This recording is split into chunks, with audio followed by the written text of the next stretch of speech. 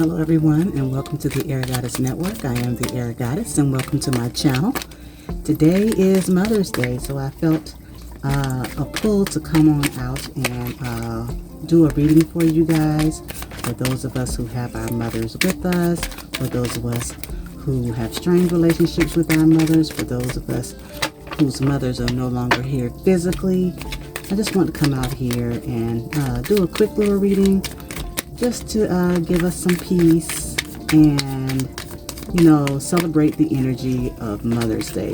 Some of us may have fur babies. Some of us may have children that we consider to be like our babies, that we had a hand in raising, whether it be being an auntie or a momty or a stepmom or a friend that kind of steps in to take on that role. Whatever version of mom that you are, whether you want to be a mom, whether you aren't able to be a mom in the traditional sense, either way, adoptive moms, foster moms, all the moms out there, would be moms, could be moms, should be moms, want to be moms, all versions of mom energy there is out there. So I wanted to come on here and just do a quick little reading for us. Okay, so let us see what the cards had to say for this beautiful day, and let's go from there. We have our first card came out.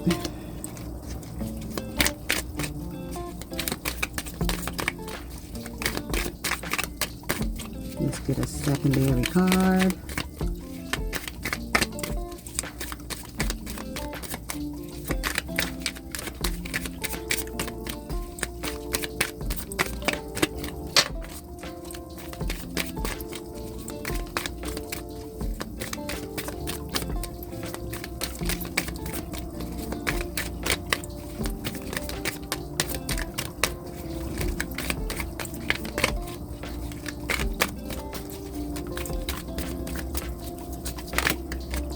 And we've got two more cards coming out. And just so you know, this first card came up this way, so we're going to go ahead and just read the reversals, just because sometimes it's better that way.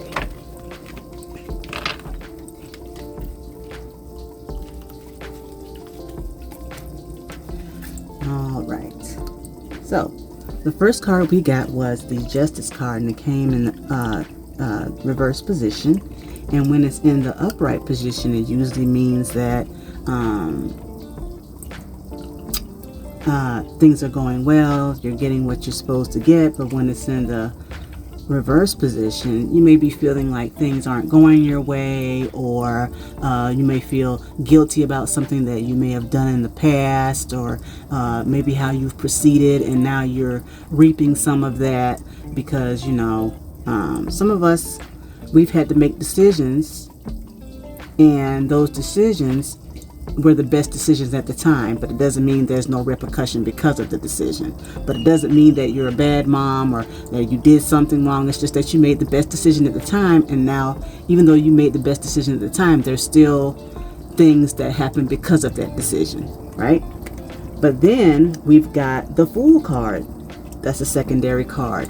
Now, the Fool card is a card of taking a chance, of removal of spiritual blockages, following your dreams when people think you shouldn't, and you just go out there and say, I'm gonna do it anyway, right? And that's not necessarily a bad thing, because sometimes in order for us to make decisions like this, we get to a point right here where we are living the life that we want and not following everybody else's rules about what it is to be a mom or a parent. Some of us may have traditional roles in our family, not so traditional roles in our family when it comes to the mom title. You may not be a biological mom, but there are children in the family that see you as a mom, or maybe the children are grown, but you still hold the stepmom role, and they still may look at you as a mom, but not in the traditional sense of the mom that raised you. They're more of a friend mom, that type of thing. So that's not necessarily a bad thing to make it go a different route to be a mom. There's nothing wrong with that. Mom energy is mom energy, right? And if you have that nurturing instinct and that wanting to be like a mom or be a mom to someone that is open to that energy from you, then that's okay too, because there's more than one way to be a mom, right? And the last thing we got is the Three of Cups. Now, the Three of Cups energy is being cheerful, is being celebratory. And as you can see, it's 3. So some of us may be first-time moms, right? And that'd be the young lady over here. That would be the virgin, the first-time mom, the one that's just starting out in her mom journey. And then we have the middle lady right here.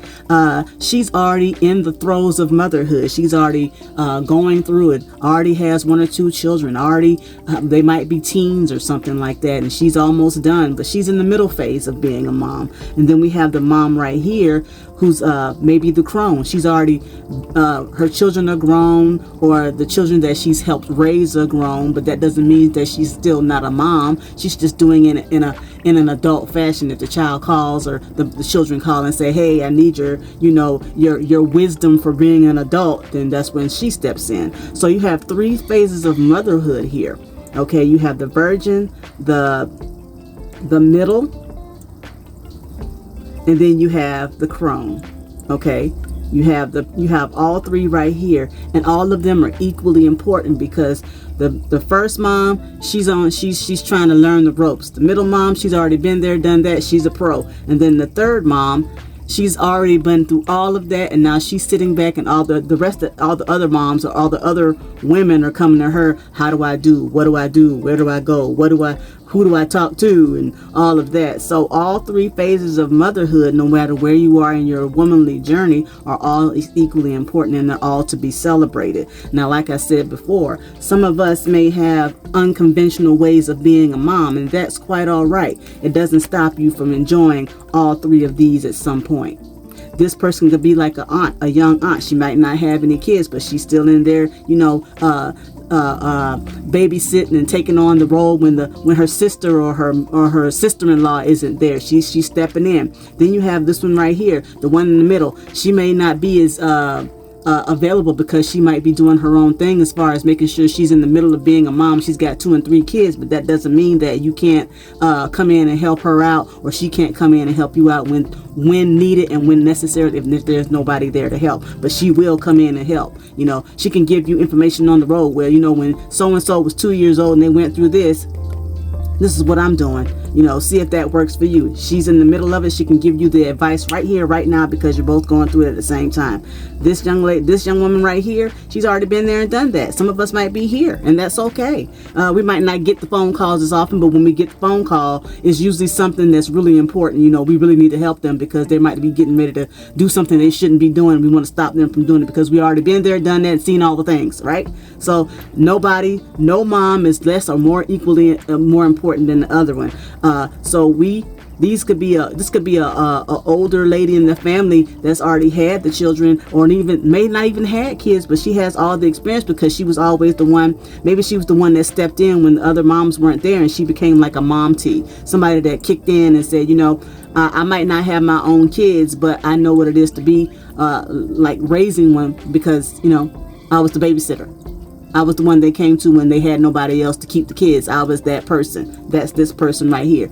You could be that person. So no version of mom energy is more or less than anybody else's. So like I said before, some of us may be feeling like there's no just because, I don't have a mom, or I don't have a sister, or I don't have my mom isn't here, or my relationship with my mom isn't what I wish it would be, or anything like that. But even with that being said, that can still be something that can be worked out. It doesn't mean it won't work itself out. It will.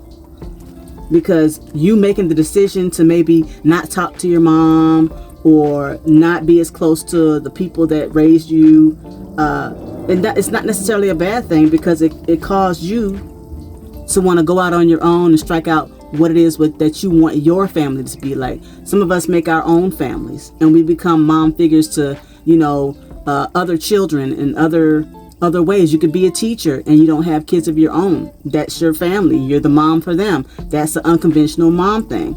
You could be a nurse who works in pediatrics, and you may not necessarily have your own kids, but you're caring for other people's children. That's mom energy too. So mom energy is all types of energy that at the end of the day, it helps to nurture and help a child grow to get to the next level, no matter how old or young, quote unquote, that child may be.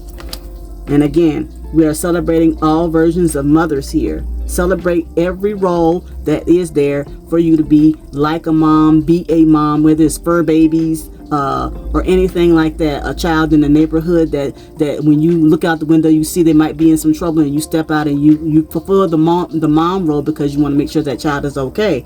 Any version of mom energy is mom energy, whether you do it for a moment, do it for a couple of hours, or do it for a lifetime, or do it for 3 months. Whatever that version is, that's what mom energy is. Okay, so let me clarify some things. Let's clarify this justice card right quick. This inverted justice card, find out what's going on with that.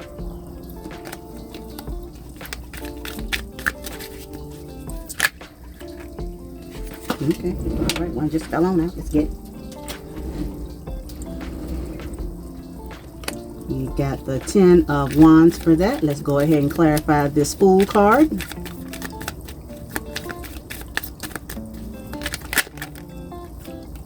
And the 6 of Cups. And then let's clarify this 3 of Cups.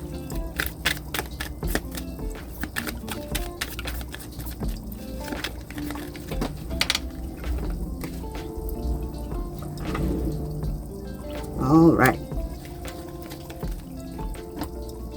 So with this inverted justice card, like I said, you may be feeling some type of way. Things may not be going your way, but it's also been an uphill climb. Maybe you feel like you've been doing so much and you don't want to give the tasks away to somebody else. And that's why you're feeling the way that you feel. You want to be the mom that does it all, okay? Or the person or the momty that does it all. You want to be available for every little event and want to be doing everything. But sometimes you have to let those things, give the burden to somebody else if you can. If you've got, for instance, some of us, it's the end of the school season and we've got recitals and proms and spring flings and recitals and all these kinds of things. And some of you moms want to be there for all of them, and you're feeling like maybe you're not doing your kids justice because you're not being there for every single thing. Well, I know some of us may be working. Some of us you may have a sick child where you can't go, or maybe you have other engagements where you're just not going to be able to make every single engagement. Some of the engagements may be very well on the same night. And that can happen when you have young ones and they're all going to school, and they may be going to different schools because some of them stagger. You got one going to elementary school, you got one going to high school, you may have one just starting kindergarten, and all the things are happening at the end of the year. You want to be there for all of them. Well, maybe you should split it up between your partner or a family member that can be there for them, the other momty, the other aunt, the grandmas, the aunts, the friends who act like aunts, all of that. Split it up. So somebody can be there to take the video. So if you can't go to all the things, then you have other people that can go to the things for you, and they still see a familiar face that they recognize as a family member there. And then they're also making sure that they're videotaping the thing so you can see what happened, and you can have some semblance of, oh my God, my child did so well. I'm sorry I wasn't there, but Aunt so-and-so was there and they took that video and made me feel so great that I was able to still see the thing because I had to work.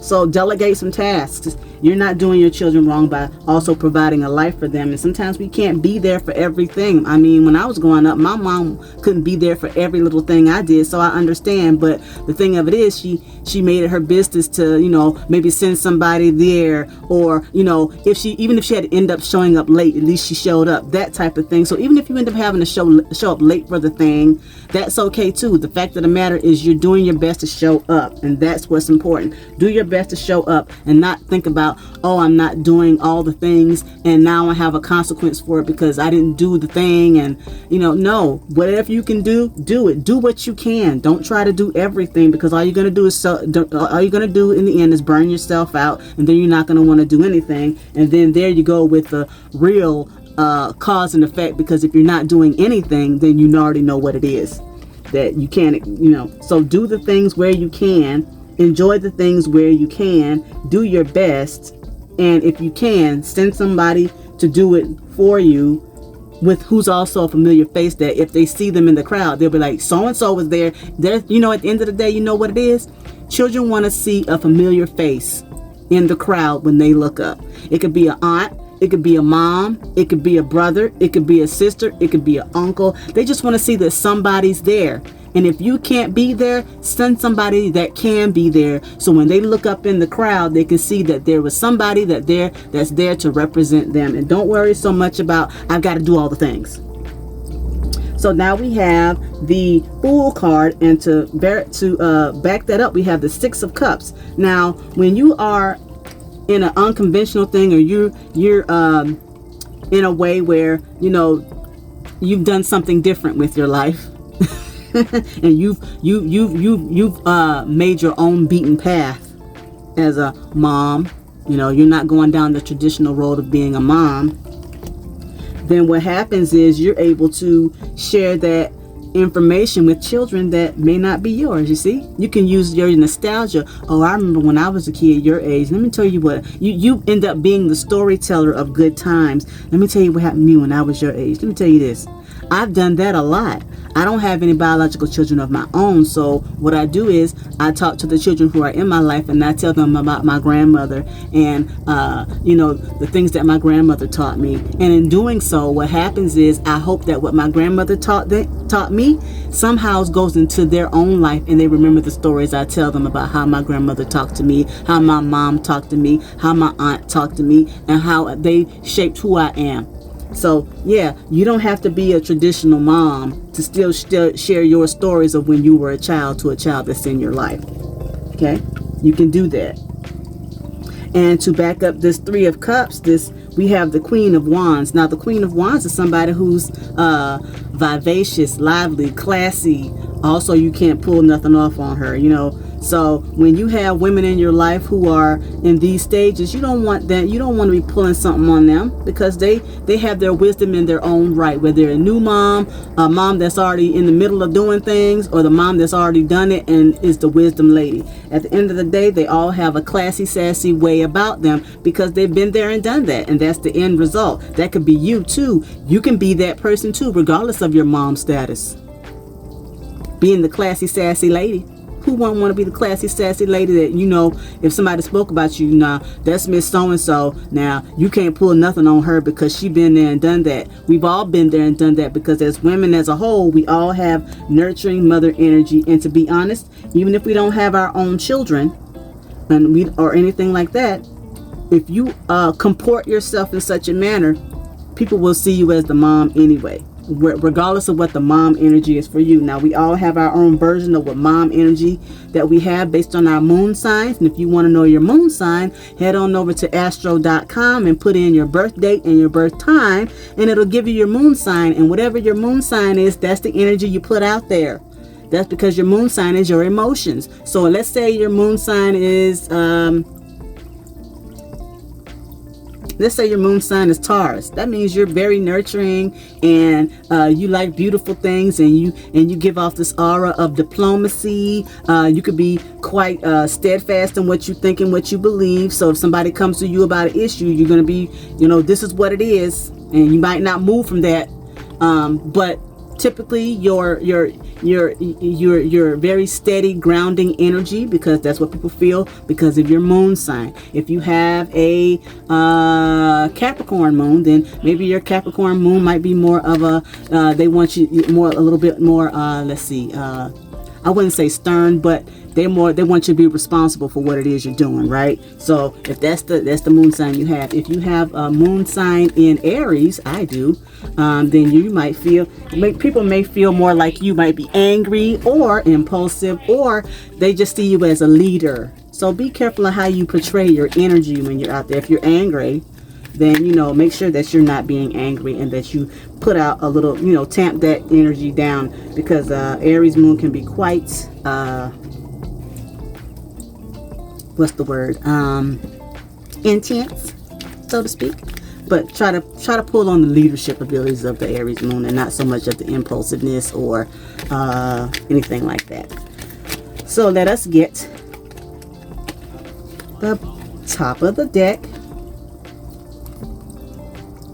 we've got the Ace, which is emotional, overflowing with emotions. And at the bottom of the deck, we've got the Eight of Pentacles. Now the Eight of Pentacles is being finished or looking at the small details of things. So the Eight of Pentacles is what's at the bottom of the deck. When we're looking at our life and we're seeing things and we're doing the things, we want to make sure that what we're doing is A-okay. We see small details. We want to make sure that the children grow up good and we're doing everything that we're supposed to do. But in that doing so, we have a full heart. Our emotions are full because we've done everything that we can, that we need to do to make sure that the children in our lives, whether they're grown or not, are flourishing. So there's that. So the last thing I want to do, I'm going to put this right here. Let's see, I'm going to put this right there so y'all can see it. Hopefully you can. Okay, so let us get a final card. And our final card is going to be the last bastion here of the energy of Mother's Day. Let's get a card.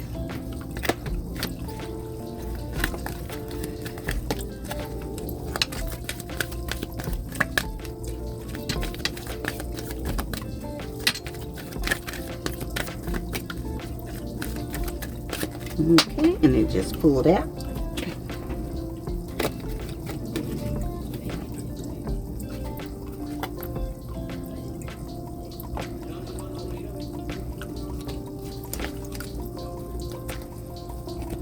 And it's woman with a card. So, whole woman holding a heart. And that would be card number 44. So let's find out card number 44. Card 44. It says female dealing with family, love, or emotions. And it says the woman on this card wears a butterfly in her hair and holds a lovely large heart in her hands. For a woman, this card upright could be a reflection of your own state of peaceful emotion and receptivity for love, or it might be a message that your family issues are going to resolve.